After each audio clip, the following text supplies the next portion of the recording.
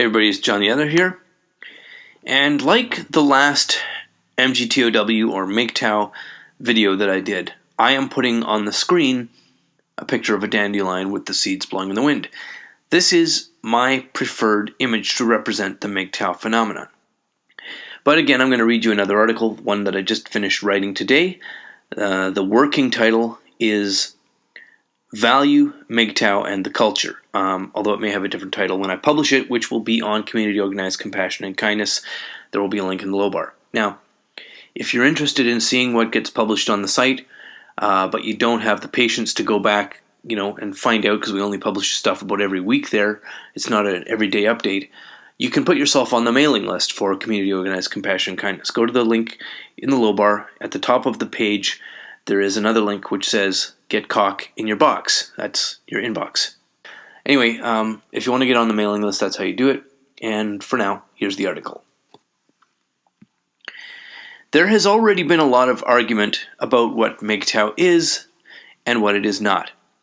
Some of the participants in this debate have focused only on definitions of the phenomenon and the reasons for those definitions.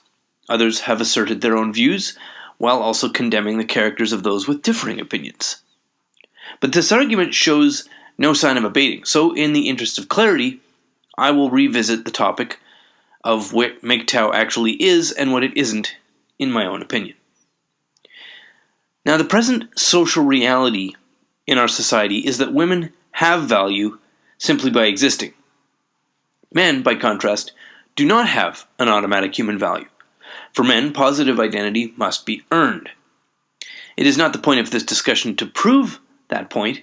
It's not an axiomatic point in the philosophical sense, but proof of this premise is evident to anybody who participates in society.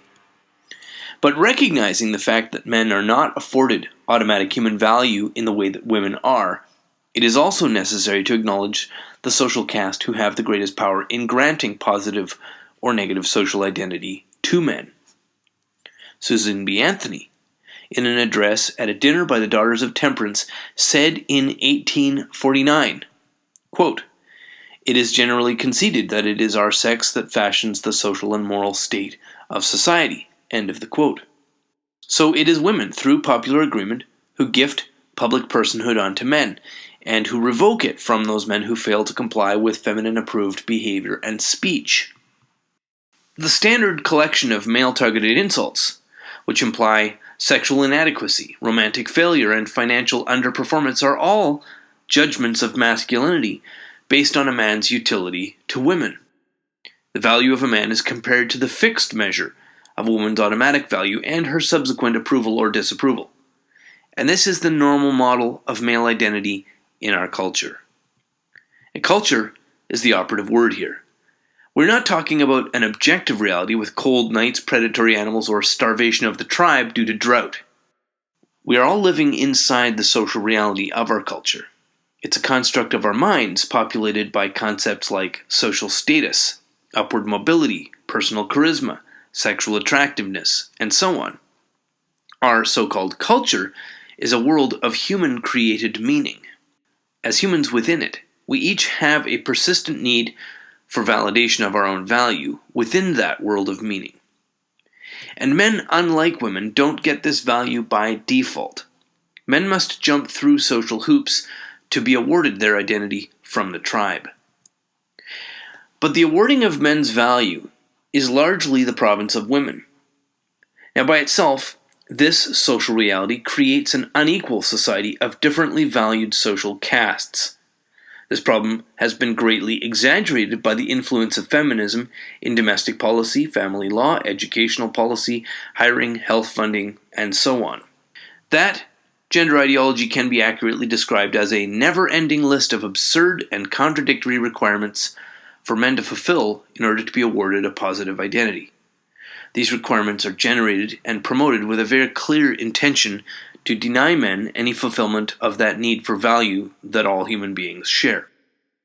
It should not surprise anyone that men, not being completely stupid, are rejecting this ever-growing and contradictory set of self-harming requirements, and are moving towards alternative systems to fulfill the basic human need for esteem within a world of meaning. This move manifests in a number of different ways, and is big enough to draw the attention and the ire of mainstream commentators. Almost all the labels applied from a mainstream perspective are attempts to shame men back into compliance with a path of female-supplied identity. Man-boy syndrome, failure to launch, Peter Pan syndrome, these are just a few examples. One of the few non-condemning descriptions of the masculine abandonment of male-destructive cultural convention is Dr. Helen Smith's 2013 book, Men on Strike. Among men practicing this path themselves, and aware that they are not alone in this departure, the term men going their own way is commonly used. Fundamental to this social phenomenon is a recognition of and a rejection of social institutions which subvert or inhibit the need of men for value within the world of constructed meaning. A complete catalog of such institutions is beyond the scope of this discussion, but certainly includes the ladder of career, fatherhood, and the institution of marriage. These social conventions which provide the most aggressive and formalized mechanisms for the stripping of men's value being those primarily being abandoned in this social phenomenon. Male toxic social and legal institutions will have to substantially change to retain currency as men recognizing their corrosive impact on positive male identity walk away from them. Institutions which have in their modern format a function of devaluing men's identity may die out altogether. Marriage as it exists now falls inside this category. But to understand this phenomenon completely, it's important to realize that whatever cultural conventions are abandoned, the MGTOW phenomenon is driven by the need that all human beings share for personal value within the world of meaning. That world of meaning is whatever culture we inhabit. This is social reality, constructed by our minds, in contrast to objective reality created by the forces of nature. So a storm destroying crops and reducing the food supply would be a feature of objective reality. By contrast, a whisper campaign attacking an individual's reputation would be a feature of social reality, or something that exists in the world of meaning. It is personal value within this world of meaning that drives the phenomenon of men's abandonment of many long-standing cultural conventions.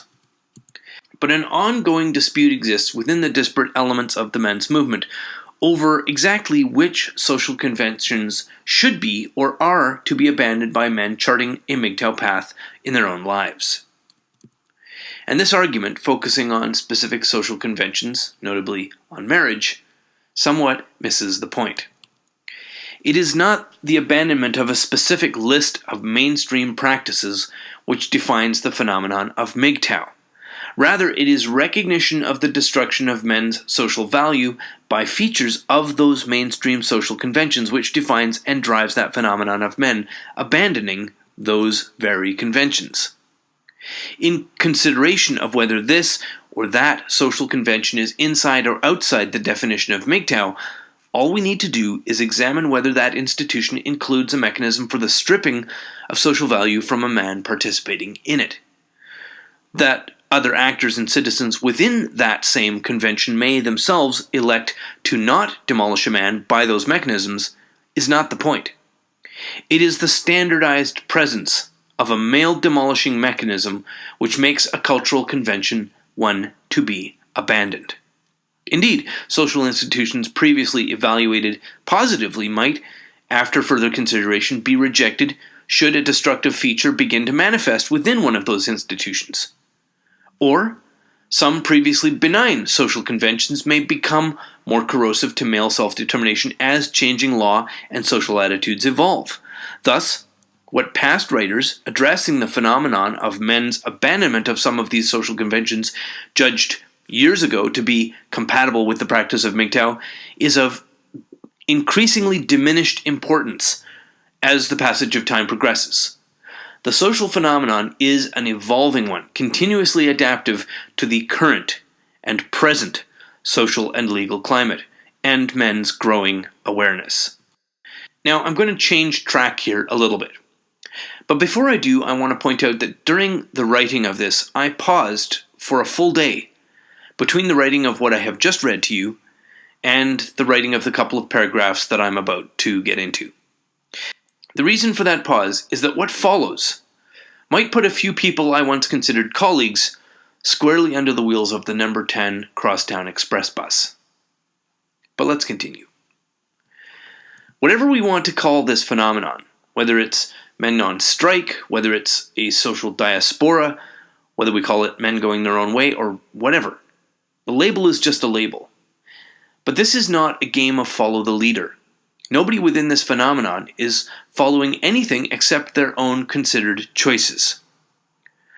But having said that, there are a fairly obvious collection of eloquent and charismatic leaders of thought within the MGTOW phenomenon.